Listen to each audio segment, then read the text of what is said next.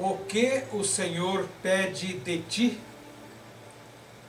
Lá na profecia de Miqueias, no capítulo 6, versículo 8, nós lemos assim: Ele te declarou, ó homem, o que é bom, e o que é que o Senhor pede de ti, senão que pratiques a justiça, e ames a benignidade, e andes humildemente para com o teu Deus? Ninguém pode ser feliz nesta vida se não souber e cumprir o que Deus pede a cada um de nós.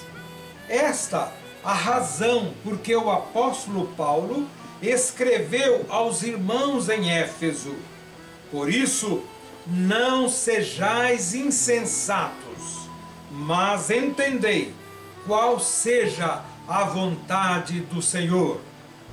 Efésios capítulo 5, versículo 17. Ser insensato é ser louco. É loucura não buscar conhecer o que é bom e o que é que o Senhor pede da gente.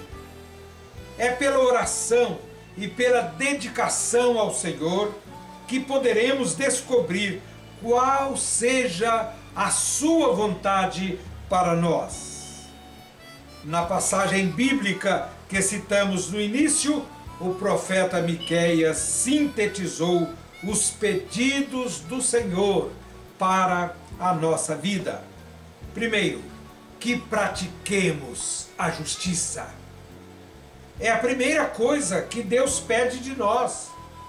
Quando compareceu à festa dos tabernáculos, Jesus fez uma declaração muito importante a esse respeito. Eila, quem fala de si mesmo busca a sua própria glória, mas aquele que busca a glória daquele que o enviou, esse é verdadeiro, e não há nele injustiça alguma. João capítulo 7, versículo 18. Entretanto, o que nós temos visto hoje em dia? Em geral, só injustiça.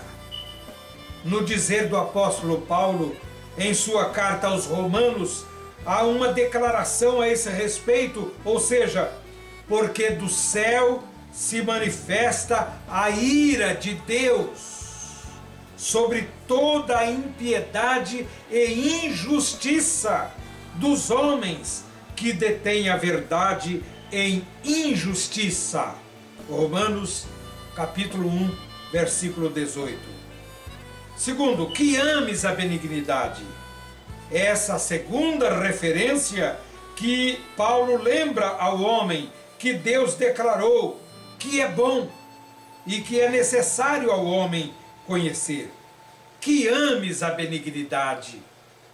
No dizer de Salomão, o maior sábio que viveu neste mundo, deixou aos jovens um salutar conselho, dizendo o seguinte: não te desamparem a benignidade e a fidelidade, ata-as ao teu pescoço, escreve-as na tábua do teu coração.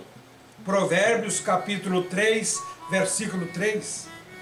Segundo o apóstolo Paulo ensinou aos romanos, é pela prática da benignidade que evitamos julgar as pessoas, e quando praticamos alguma coisa que supomos aborrecer a Deus, imediatamente, por sua benignidade, Deus nos leva ao arrependimento.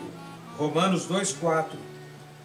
E aos coríntios, ele disse que o crente não pode receber a graça de Deus em vão, ou seja, não vivendo em escândalos, mas tornando-se recomendáveis numa série de cerca de 30 virtudes ou qualificações para o servo de Deus que ele mesmo procurava cultivar em sua vida, e entre elas está a benignidade. Confira em 2 Coríntios, capítulo 6, versículos 1 a 13.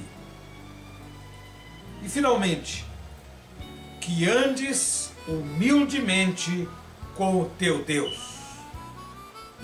Porque o profeta do Senhor lembrou isso como sendo uma coisa que Deus pede de nós? O sábio Salomão tem uma resposta, uma explicação para isso. Disse ele: o temor do Senhor é a instrução da sabedoria, e precedendo a honra vai a humildade. Um pouco mais adiante, ele afirmou que o coração do homem se exalta antes de ser abatido, e diante da honra vai a humildade. Em outras palavras, deduzimos que somente as pessoas humildes serão verdadeiramente honradas.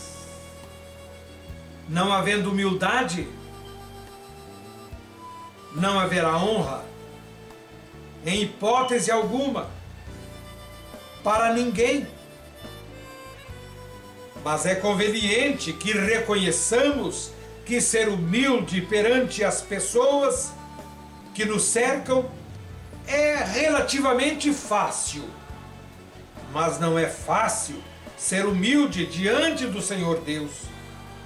Elifaz, que foi um dos amigos de Jó, entre outras coisas, disse o seguinte: quando te abaterem, então tu dirás, haja exaltação, e Deus salvará ao humilde. Jó capítulo 22. Davi fez uma afirmação que até hoje não foi contestada por ninguém. Disse ele: ainda que o Senhor é excelso, atenta para o humilde, mas ao soberbo conhece-o de longe. Salmo 138, versículo 6. O apóstolo Pedro deixou ao final de sua primeira carta uma exortação muito oportuna, a saber: sede todos sujeitos uns aos outros e revesti-vos de humildade, porque Deus resiste aos soberbos, mas dá graça aos humildes. 1 Pedro, capítulo 5, versículo 5. Meu amigo, eu creio ter contribuído de alguma maneira para que você alcance o entendimento sobre o que é que Deus está pedindo a você, para que a sua vida lhe seja boa, agradável e perfeita. Para isso, que Deus o abençoe grandemente. Amém.